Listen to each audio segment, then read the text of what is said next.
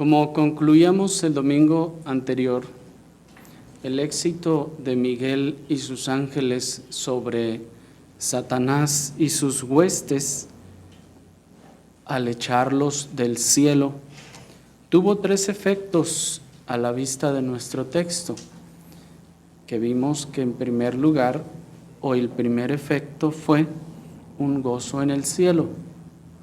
Vimos que el segundo efecto de este arrojo de Satanás del cielo fue un cambio en la economía, tanto celestial como terrenal, cuyo efecto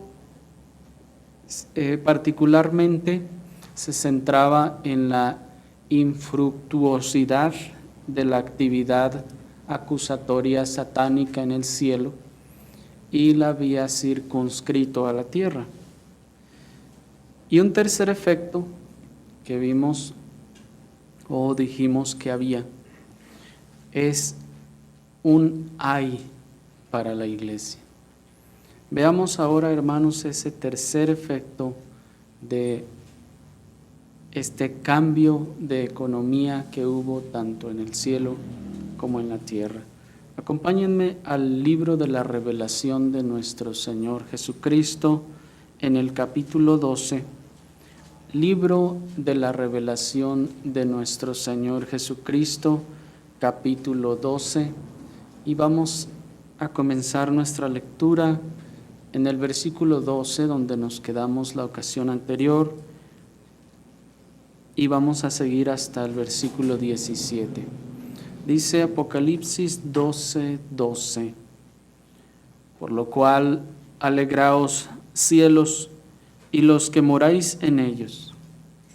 Ay de los moradores de la tierra y del mar, porque el diablo ha descendido a vosotros con gran ira, sabiendo que tiene poco tiempo. Y cuando vio el dragón que había sido arrojado a la tierra, persiguió a la mujer que había dado a luz al hijo varón, y se le dieron a la mujer las dos alas de la gran águila para que volase de delante de la serpiente al desierto, a su lugar, donde es sustentada por un tiempo, tiempos y la mitad de un tiempo. Y la serpiente arrojó de su boca tras la mujer agua como un río, para que fuese arrastrada por el río.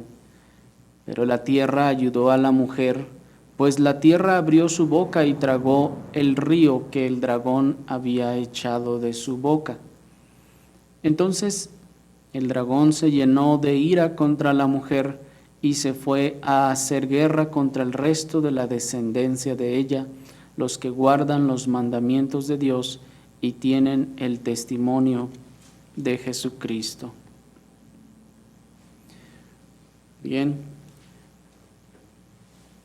como comentábamos, este tercer efecto, hermanos, que tiene el que Satanás haya sido arrojado del cielo, es un ay, dice el texto, para los moradores de la tierra y del mar. Es decir, es una aflicción para los moradores de la tierra y del mar, porque el diablo ha descendido a vosotros con grande ira, sabiendo que tiene poco tiempo. Esto entonces es una ay específica y principalmente para la iglesia, porque el enemigo de nuestras almas no tiene interés de hacer la guerra contra sus súbditos.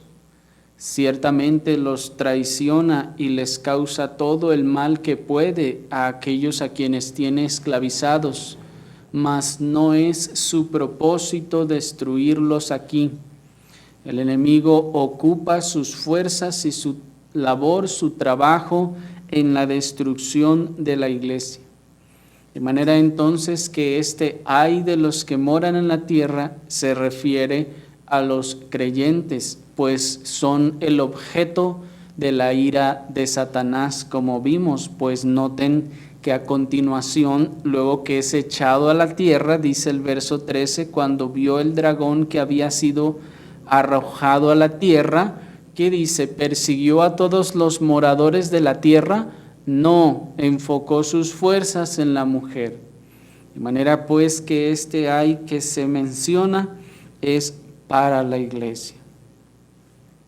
Y a pesar de lo que muchos piensan y predican en estos tiempos acerca de que la iglesia debe de vivir en victoria, de que la iglesia debe vivir en prosperidad y que la iglesia debe vivir en un influyentismo político, económico, social, mundano. Nuestro pasaje nos plantea un panorama muy diferente del peregrinaje de la iglesia en este mundo.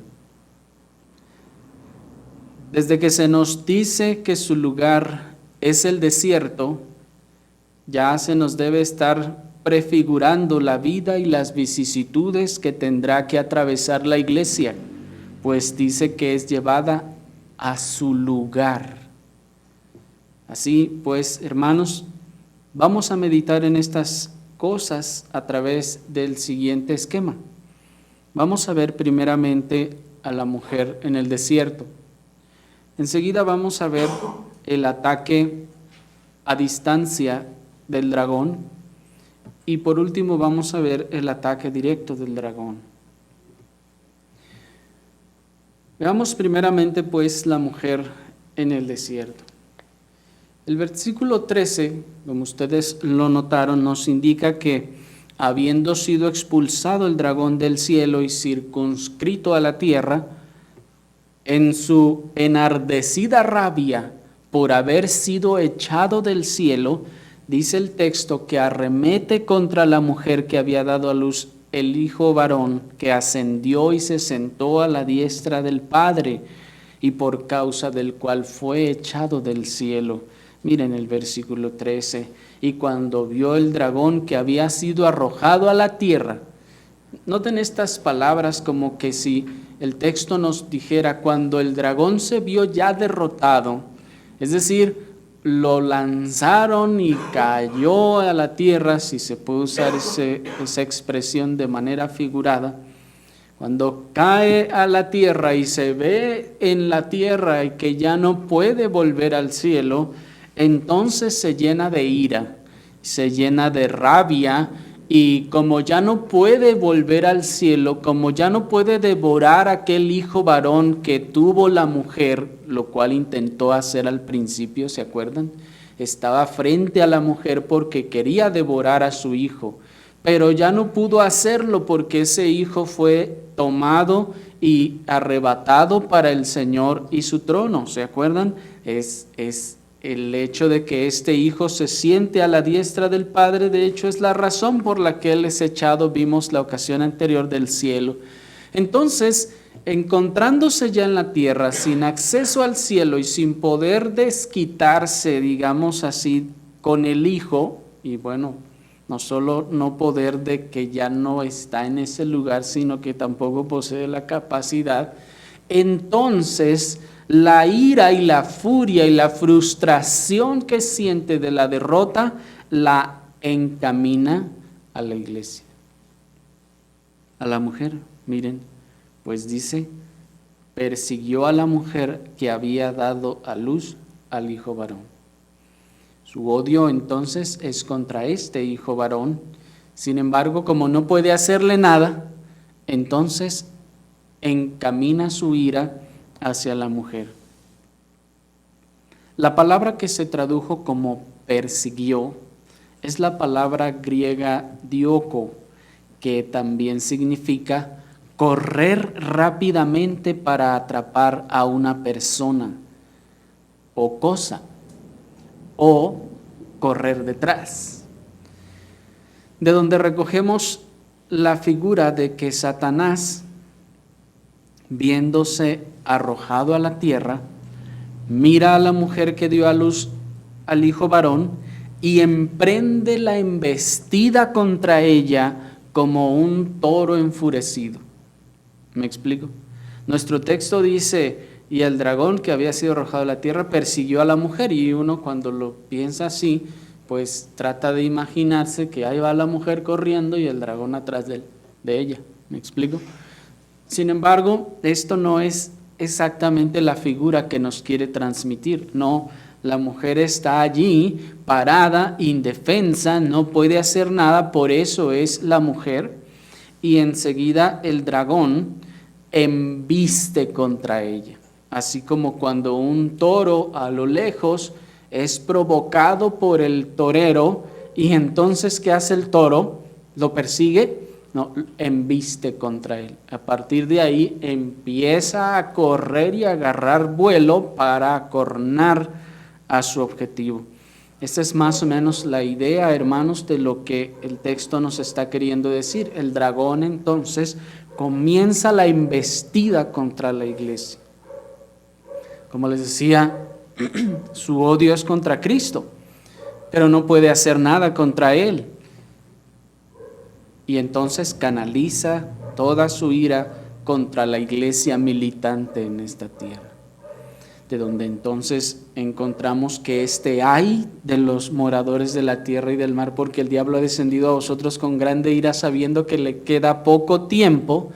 Es esa embestida satánica con furia que se deja ir hacia la iglesia para causarle el mayor daño que pueda en sus días de militancia en esta tierra.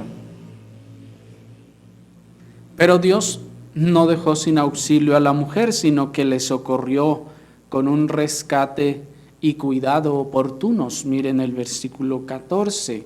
El dragón, dejamos al dragón corriendo, embistiendo, a punto de darle a la mujer o de acornarla, y dice el 14, y se le dieron a la mujer las dos alas de la gran águila para que volase de delante de la serpiente al desierto, a su lugar donde es sustentada por un tiempo y tiempos y la mitad de un tiempo.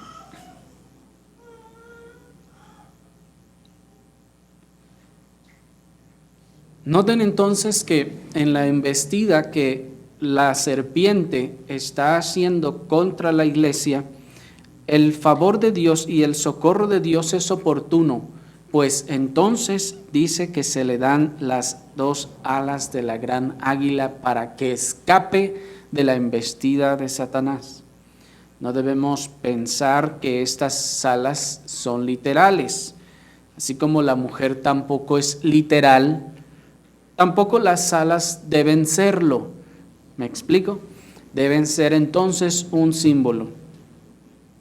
De manera entonces que si no son literales, más bien estas alas están representando el pronto socorro y cuidado del Señor rescatando a su pueblo en las horas de mayor dificultad. Las alas del águila entonces representan este socorro oportuno de Dios para su pueblo en las horas de mayor dificultad. Así nos lo expresa nuestro Señor mismo en Éxodo 19:4, cuando dice: vosotros visteis lo que hice a los egipcios, y cómo os tomé sobre las alas de las águilas y os he traído aquí.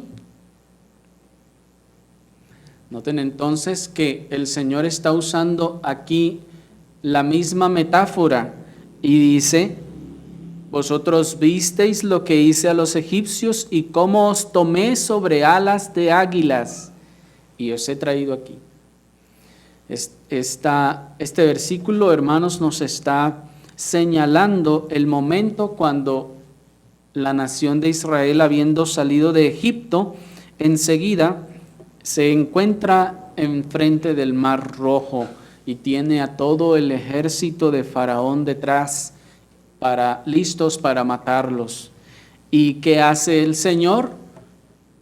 Con las alas de águila rescata a la mujer, rescata a su pueblo y le pone a salvo de la ira del que quiere destruirles.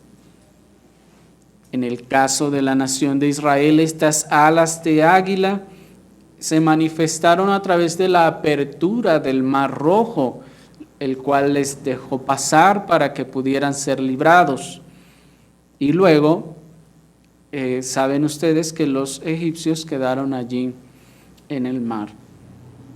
De manera entonces que cuando nuestro texto dice, y se le dieron a la mujer las 2 alas de la gran águila para que volase de delante de la serpiente al desierto, no es otra cosa que es el rescate de Dios de la embestida de Satanás para poner a salvo a la mujer de manera que no la destruya.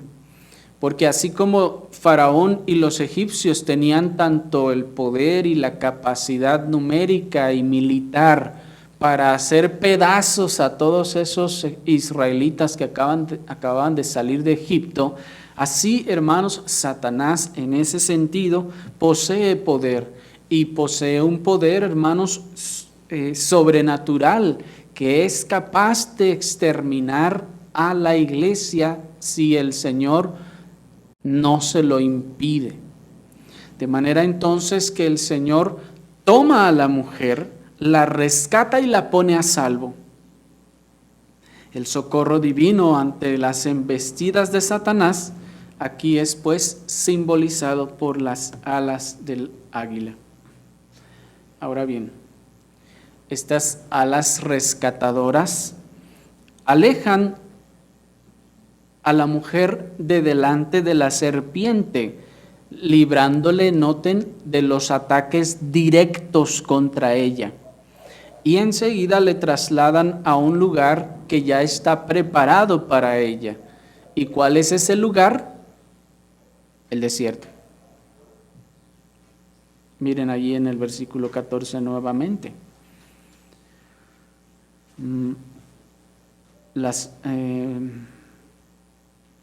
Desde el principio dice, se le dieron a la mujer las 2 alas de la gran águila para que volase de delante de la serpiente. Noten esa expresión, de delante de la serpiente. Es decir, ahorita la tiene aquí enfrente.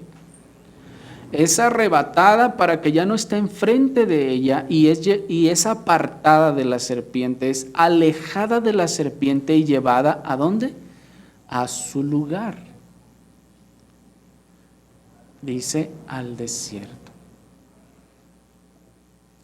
De manera entonces que esto nos está hablando de que la mujer, luego que es de inmediato rescatada, casi ya de las garras de la serpiente, es llevada al desierto. Así que noten, no, la iglesia no es llevada por las alas de la gran águila a verdes pastos. La iglesia no es llevada por las alas de la gran águila a verdes pastizales para descansar junto a aguas de reposo. No es llevada a aquellos manantiales de descanso donde pueda descansar y reposar tranquila, sino que es llevada al desierto.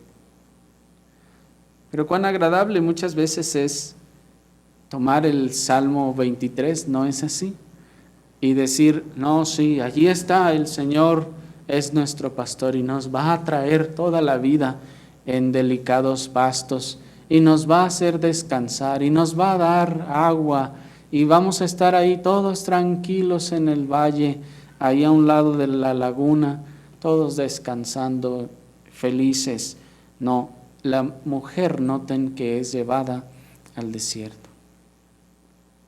El desierto es un lugar de desolación y aridez y simboliza la carencia y la dificultad. Y es significativo, hermanos, que es allí donde dice otras versiones que se le ha preparado lugar. Es allí donde se le ha preparado lugar en el desierto. Nuestra versión dice a su lugar. Otras versiones dicen donde se le preparó lugar. Pero noten que se expresa aquí a su lugar, como si este es de ella es de aquí, como si fuese una pieza que va allí, que embona en ese lugar. ¿Me explico? Que es exactamente puesta para eso. La preparación del lugar desértico por parte de Dios no solo implica un plan, sino también una intención deliberada. No es que no le queda a Dios más que llevarla al desierto. No, Dios ya tiene el plan de llevarla al desierto. Y no solo eso, sino que Dios tiene la intención de llevarla al desierto. ¿Podía Dios simplemente amarrarle la boca a la serpiente para que no le haga nada a la mujer? ¿Podía, no sé, tan solo lanzarle un rayo y neutralizarla y dejarla toda paralizada que no pueda hacer nada? ¿Por qué no lo hizo? Ahora, digamos que no quiere hacerle algo a la serpiente. ¿Podía el Señor tomar a la mujer y llevarla a los verdes pastos del Salmo 23? ¿Podía hacer eso? O si podía, ¿y por qué no lo hizo? Porque ese no era su propósito, porque ese no era el plan de Dios, en este caso para la mujer. Dios deliberada e intencionalmente preparó el desierto para la mujer y la mujer para el desierto. Dios pues ha determinado que el mejor lugar para que su iglesia sea resguardada, noten, y sustentada no es un castillo y no es una ciudad amurallada, sino un desierto. Dios ha determinado que el mejor lugar para que su iglesia sea resguardada y sustentada durante toda la era neotestamentaria fuera el desierto de la apretura y no los abundantes pastizales de los valles y lagos. Esto, hermanos, es importante que lo tengamos en cuenta, porque dado todo el mensaje que ha corrido del evangelicalismo de nuestro tiempo, ese mensaje de supuesta victoria, de que la iglesia y que el cristiano debe vivir en victoria, esos mensajes positivistas de decláralo y será tuyo, esos mensajes positivistas y también avariciosos de que Dios es el dueño de todo el oro, solo pídele y te va a dar todo el oro que tú quieras. Todos esos mensajes avariciosos también de que pare de sufrir, venga y siembre y Dios le va a dar más. Hermanos, no tienen nada que ver con la enseñanza de la Escritura que estamos observando. Ese no era el plan de Dios para la iglesia en el periodo neotestamentario. ¿Y por qué decimos en el periodo neotestamentario? Porque ya hemos demostrado desde el capítulo 11 que la expresión 1260 días se refiere a todo el periodo de la era neotestamentaria y al mismo tiempo que el periodo de 42 meses es exactamente el mismo símbolo, así como el periodo de tiempos y la mitad de un tiempo se refiere exactamente al mismo periodo que es todo lo largo de la era neotestamentaria, como habíamos visto. Y hermanos, si esto es lo que está enseñando la Escritura, que la iglesia durante toda la era neotestamentaria vivirá en el desierto y estará en el desierto pasando apretura y dificultades, ¿dónde cabe ese mensaje positivista? ¿Dónde cabe ese mensaje de prosperidad, victoria financiera y de todos los aspectos del evangelicalismo de nuestro tiempo? Con razón, el evangelicalismo de nuestro tiempo es casi en su totalidad dispensacionalista. Con razón, el evangelicalismo de nuestro tiempo es casi en su totalidad dispensacionalista. Tendría que serlo. Porque si no lo fuera, ¿cómo podría reconciliar sus filosofías materialistas, positivistas y antropocentristas con el mensaje de Apocalipsis 12? ¿Me explico? Tiene que ser dispensacionalista porque no le conviene ser de otra forma. ¿Por qué decimos que tiene que ser dispensacionalista? Bueno, yo espero que ustedes están recordando que para el dispensacionalista todo esto es un símbolo de algo que va a pasar. Bueno, no es un símbolo, todo esto es algo que va a pasar en los días antes de la segunda venida del Señor Jesucristo y que va a pasar literalmente.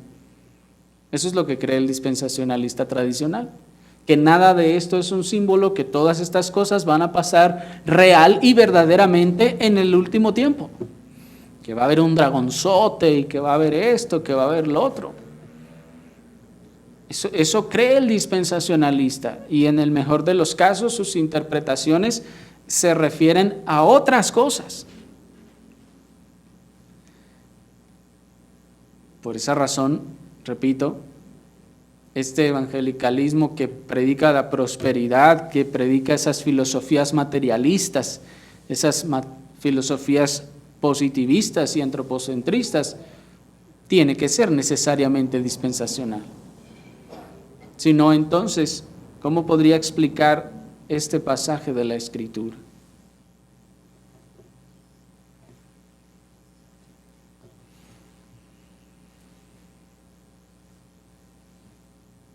Esto mismo ocurrió con la nación de Israel, si ustedes recuerdan, cuando comenzó su travesía como el pueblo elegido de Dios hasta llegar a la tierra prometida. Salen de Egipto, como nos decía Éxodo 19:4, son tomados por las alas del águila y son llevados ¿a dónde? Al desierto.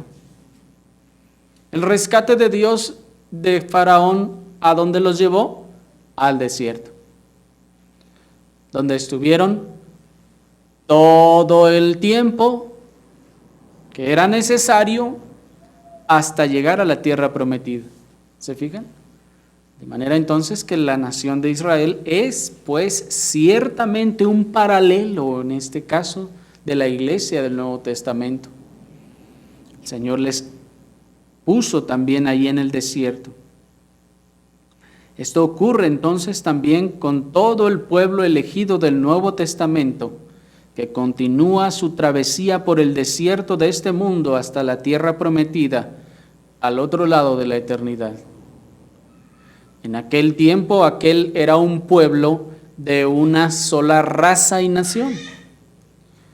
En la era neotestamentaria, el pueblo de Dios es un pueblo diverso, multicultural, compuesto de muchas etnias, nacionalidades, tribus y lenguas. Sin embargo, todos ellos y cada uno habrán de llevar su camino de igual forma por el desierto hasta la tierra prometida. Sin embargo, hermanos, todo este andar de el pueblo de Dios por el desierto no ocurre sin razón. Si decíamos que Dios intencionadamente puso a la iglesia en el desierto, esto tiene una razón. O por no decir que muchas. En ese sentido nos dice el comentarista Kistemaker, 3 factores emergen de pasar tiempo en el desierto. Primero, la persona se vuelve completamente dependiente de Dios para poder satisfacer las necesidades materiales y espirituales de la vida. Segundo, el desierto siempre es un lugar transitorio. Y tercero, el desierto es un lugar donde Dios forma a su pueblo espiritualmente y lo prepara para su servicio. Así pues, los miembros de la iglesia dependen de Dios para que sea su proveedor y protector. También se dan cuenta de que su permanencia en la tierra no es sino transitoria y saben que están siendo formados para deberes más amplios. Así que, hermanos, así era el plan de Dios, que la iglesia pasara y viviera en el desierto, porque esto le iba a hacer una persona dependiente, un pueblo dependiente de su Dios, para buscar satisfacer sus necesidades, tanto materiales como espirituales, de Dios, y no de la tierra y de ninguna otra fuente.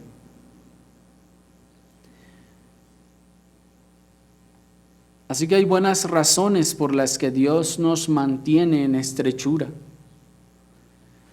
Si fuéramos multimillonarios, viviéramos en los países más prósperos y no careciéramos de nada, ¿cómo aprenderíamos a depender de Dios?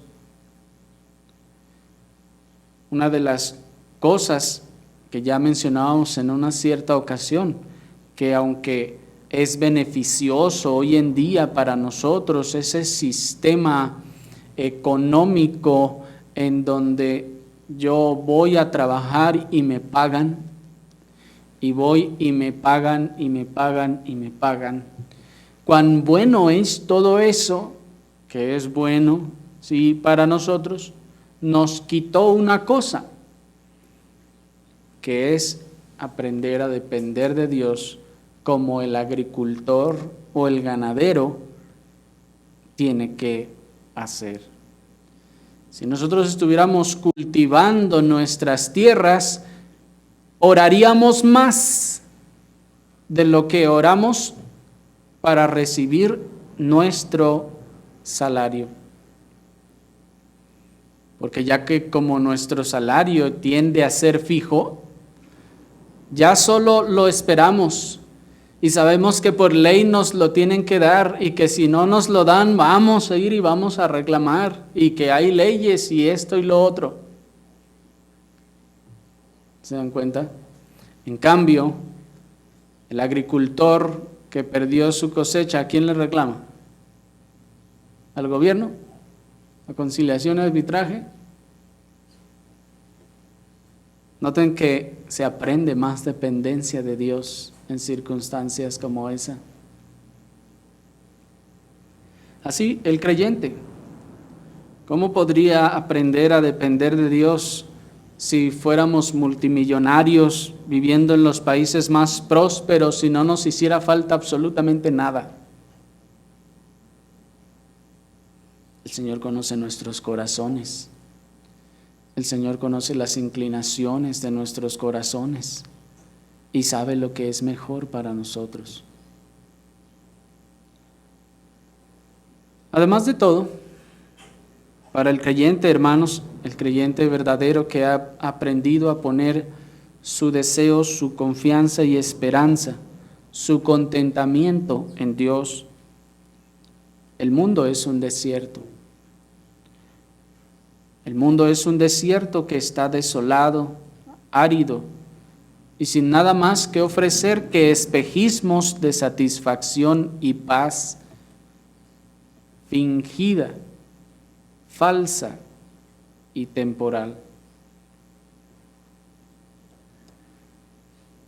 Ahora bien,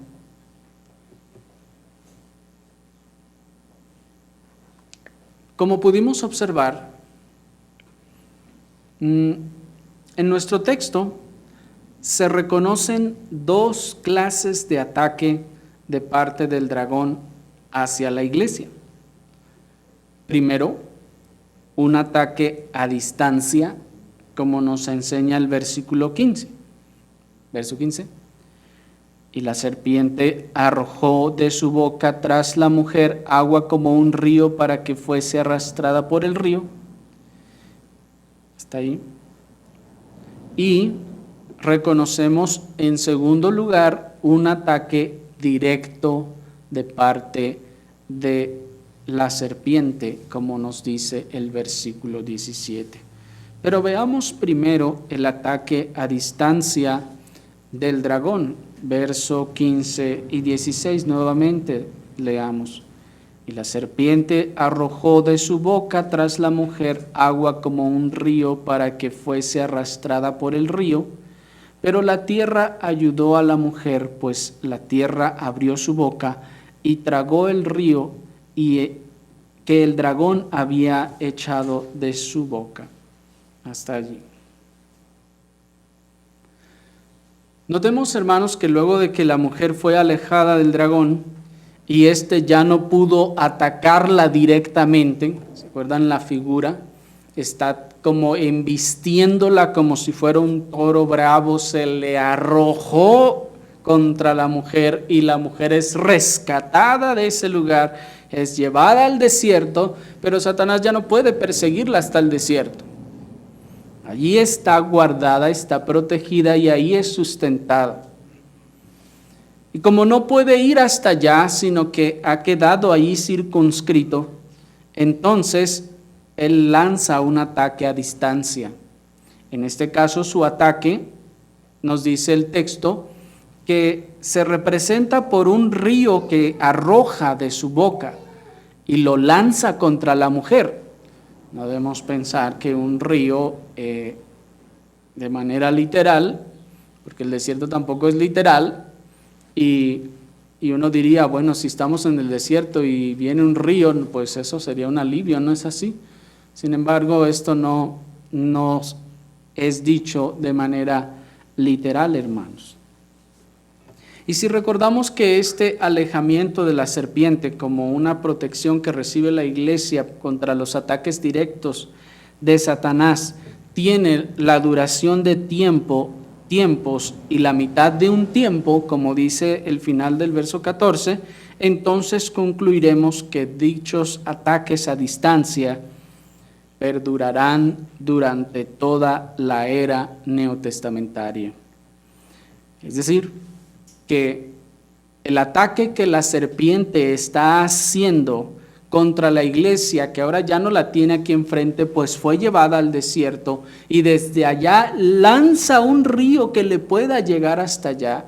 Noten que la figura, hermanos, no tiene la intención de expresar lo fresco del río y eso y así, no, sino que imaginen, hermanos, en el tiempo en el que está escribiéndose esto, ¿qué cosa tan larga puede expresarse? O si ustedes tuvieran que decir algo larguísimo, ¿como qué? Lo único más largo que hay conocido es un río. ¿Me explico? No hay ninguna cosa, hoy en día pues tal vez podrá haber sogas de no sé cuántos kilómetros o tubos de quién sabe cuánto cosa, pero en aquel tiempo no. ¿Cómo puedo expresar algo que está muy largo y que parte de aquí, pero que llega al final hasta allá? Que si yo en este punto le echo veneno a este río, va a dañar hasta el otro lado donde termine aquel río. ¿Me explico? En ese sentido, entonces, nos está hablando de que el enemigo está lanzando un ataque a distancia. Él no puede llegar hasta allá, pero entonces desde acá lanza sus ataques para que puedan llegar hasta allá. Es lo que trata de decirnos. Y estos ataques, dado que esta iglesia está en el desierto por tiempos y la mitad de un tiempo, entonces entendemos que estos ataques perduran durante todo el tiempo de la era neotestamentaria. Este ataque a distancia y la razón que se ha perpetrado así, aquí es expresado como un alejamiento de en pos de la mujer. Sin embargo, En otros pasajes de la Escritura, esto es llamado el atamiento de Satanás. Apocalipsis capítulo 20, versículo 1 al 3 nos dice: y vi un ángel que descendía del cielo con la llave del abismo y una gran cadena en la mano, y prendió al dragón, la serpiente antigua que se llama Diablo y Satanás, y lo ató por 1000 años, y lo arrojó al abismo, y lo encerró, y puso sus sellos sobre él, para que no engañase más a las naciones hasta que fuesen cumplidos 1000 años. Y después de esto debe ser desatado por un poco de tiempo. Sabemos, hermanos, que este pasaje de la Escritura nos está enseñando que Satanás ha sido atado. Ya hemos visto en otras oportunidades que no es un atamiento literal, sino que es algo simbólico, y que estos 1000 años representan, como vamos a ver y demostrar después, todo el periodo de la era neotestamentaria también. Y Satanás es atado, dice el texto, durante todo este periodo hasta antes de que termine este periodo. Satanás es atado, pero sin embargo, a pesar de que sabemos que ha sido atado, eso no significa que ya no hace absolutamente nada. No, está atado, pero desde ahí trata de dañar y de perjudicar a la iglesia. ¿Me explico?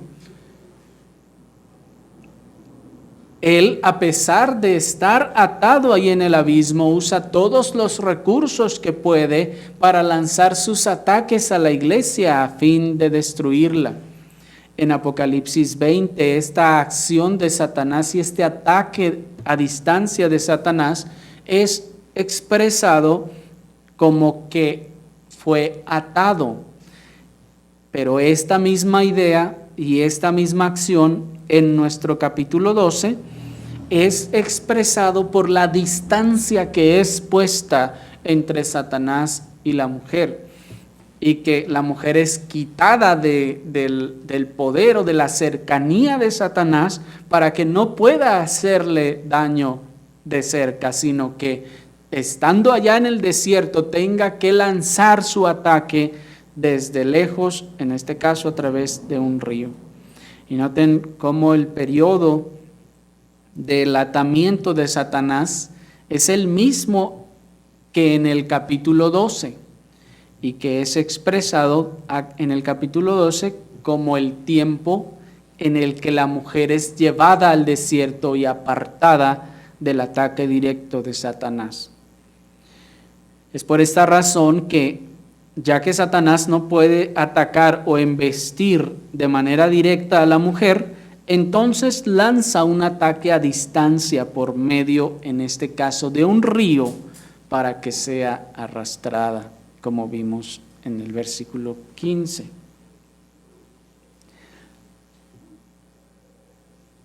Dado que el río procede de la boca de Satanás, se deduce que este río representa las palabras o representa un mensaje. Dado que sale de la boca de Satanás, se entiende que este río es el símbolo de un discurso de Satanás o de todas sus filosofías o corrientes de pensamiento que salen de la boca de Satanás y atacan a la iglesia. Ya vimos que no puede ser un río literal, pero que ya que sale de la boca de Satanás, entonces se entiende que es, hermanos, un discurso. Así como en el símbolo de la persona de nuestro Señor había una espada que salía de su boca, que es que su palabra. Asimismo, Satanás arroja un río, y en este caso es su palabra o sus discursos, sus corrientes de pensamiento, sus filosofías que son lanzados contra la iglesia. Miren pues cómo el ataque de Satanás para destruir la iglesia por medio del engaño es totalmente real. Sí, Satanás ataca a la iglesia a través del engaño.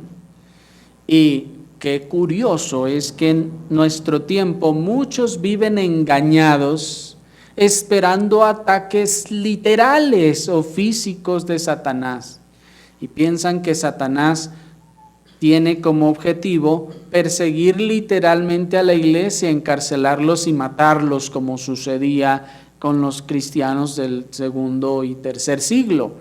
Sin embargo, hermanos, el texto nos enseña que los ataques de Satanás en este caso son sus engaños y sus filosofías. Él usa sus estrategias, adorna sus mejores palabras, refina sus mejores actos para arrastrar a cuantos pueda en sus engaños, ya sea engaños decadentes y libertinos, o ya sea engaños moralistas y religiosos, pues él no se detiene en ninguna forma. Lanza un río que procura arrastrar a la mujer. ¿Y cómo sucede esto, hermanos? A través del engaño.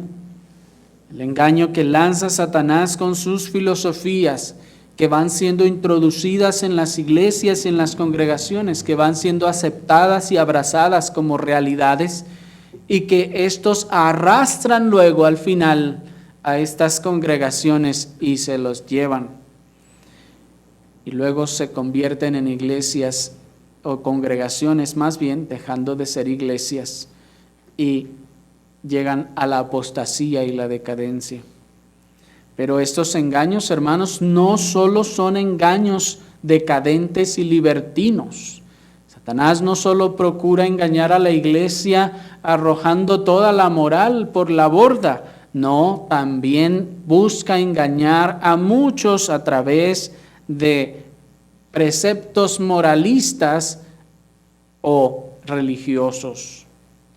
Y estamos hablando de aquí de legalismos que llegan al corazón de los hombres y que los hacen ser como los fariseos, puesto que tanto los fariseos del tiempo de nuestro Señor Jesucristo, personajes tan pulcros en el exterior y exigentes en todo, como los publicanos y las rameras, iban al mismo lugar. Iban exactamente al mismo lugar, hermanos, al infierno. Dice el comentarista Kistemaker: ya en la primera parte de Apocalipsis leemos que Satanás tenía sus propias sinagogas en las ciudades de Esmirna y Filadelfia. Los líderes de estas sinagogas sometieron a los seguidores de Jesús a calumnias, seducción y persecución.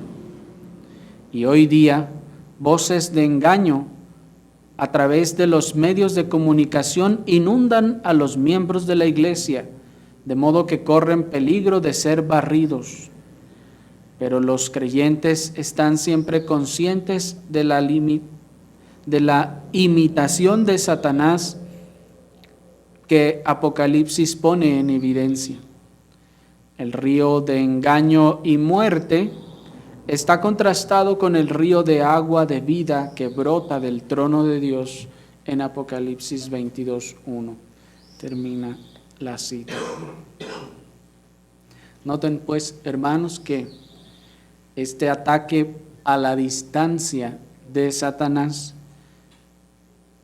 se ejecuta por medio de engaño que lanza a las congregaciones, y en ese sentido lanza tanto a los congregantes como a los líderes, a todos buscando engañarles, ya sea para arrastrarles al libertinaje o al fariseísmo en este sentido. Y todo esto ocurre y seguirá ocurriendo, hermanos, en todo el periodo de la era neotestamentaria. Todo el tiempo que la mujer esté en el desierto, la serpiente seguirá lanzando su río de ataque contra ella.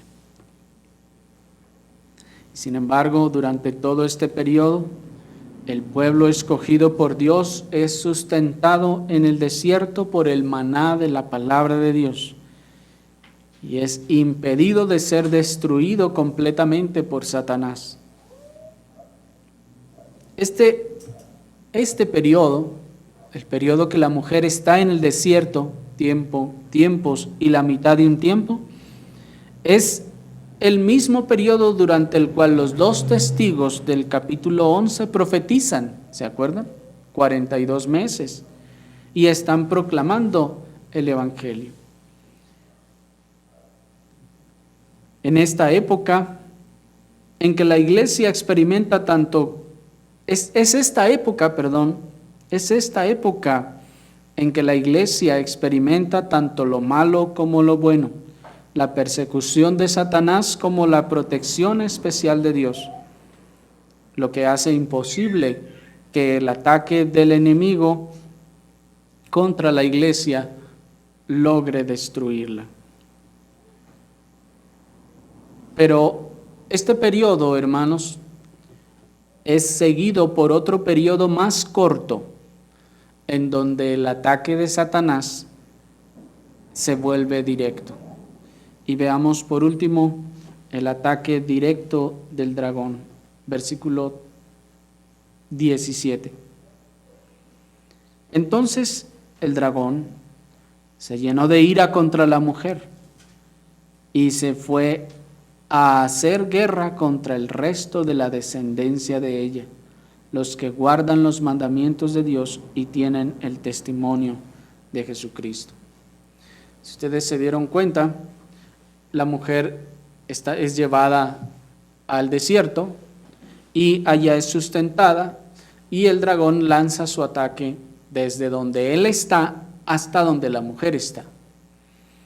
Noten que el dragón no va hacia allá, no puede ir hacia allá. Sin embargo, ahora en el versículo 17 dice que se llena de ira y ahora ya se fue a hacer guerra. ¿Por qué no fue antes? ¿No se le habría ocurrido? Esta acción del dragón, lleno de ira contra la descendencia de la mujer, es el periodo que en Apocalipsis 23 se nos describe como que Satanás es desatado. Dice el texto, y después de esto debe ser desatado por un poco de tiempo. Este poco de tiempo es el que Apocalipsis 11:11 llama 3 días y medio, que dice, pero después de 3 días y medio entró en ellos espíritu de vida enviado por Dios y se levantaron sobre sus pies y cayó gran temor sobre los que les vieron. De manera entonces que estos 3 días y medio es cuando la bestia que sube del abismo mata a los 2 testigos y sus cadáveres yacen en la plaza de la gran ciudad. De manera que aquí entonces estas mismas ideas, las que en Apocalipsis 11 se expresan como 3 días y medio en los cuales la bestia que sube del abismo se levanta contra los testigos, y que en Apocalipsis capítulo 20 versículo 3 nos dice que Satanás es desatado, aquí se nos dice que se llenó de ira contra la mujer y se fue a hacer guerra contra el resto de la descendencia de ella. De manera entonces pues que este versículo nos está ilustrando el último periodo previo a la venida de nuestro Señor Jesucristo, periodo que ya habíamos visto que puede conocerse como la gran tribulación o la verdadera gran tribulación, no la que el dispensacionalismo ha anunciado. De manera pues que aquí, en este capítulo y en esta porción, se está expresando la sucesión de eventos, hermanos, del panorama de toda la era neotestamentaria. En este capítulo, si ustedes observaron, comienza con la primera venida de Cristo. ¿Por qué? Porque lo primero que se ve, ¿qué es? Aquella gran señal de la mujer que estaba a punto de dar a luz. Da a luz al Hijo, el Hijo es tomado para el trono de Dios. ¿De dónde está hablando? Está hablando de los sucesos, hermanos, de la primera venida de Cristo nuestro Señor. Está hablando de su nacimiento, de su ministerio, de la cruz y de su ascensión. Y en este periodo enseguida nos habla de lo que viene después. ¿Qué viene después de la ascensión de nuestro Señor Jesucristo? El periodo en el que la iglesia, el diablo es arrojado del cielo, quiere atacar la iglesia y la iglesia es apartada y llevada al desierto. Y entonces viene todo el resto del periodo en que la iglesia permanecerá en el desierto. Este largo periodo, conocido como la época evangélica, esos 42 meses, esos 1000 años, ese tiempos y la mitad de un tiempo, esos 1260 días, seguirán a un periodo más corto, o de ellos seguirá un periodo más corto, que es el periodo de 3 días y medio que nos enseña Apocalipsis 11:7, que nos enseña Apocalipsis 13:7, Apocalipsis 27 al 10. Y después de esto viene el juicio final. Así que, hermanos, si pudieron darse cuenta, en este capítulo se nos muestra todo el panorama de la iglesia en el Nuevo Testamento, desde la primera hasta la segunda venida de Cristo. Y como habíamos visto y les habíamos expresado cuando comenzamos este capítulo, este es el propósito de Apocalipsis. Una y otra vez nos seguirá diciendo los mismos sucesos, los mismos periodos, con diferentes simbolismos y enfocándose o ampliando más cada vez estos símbolos.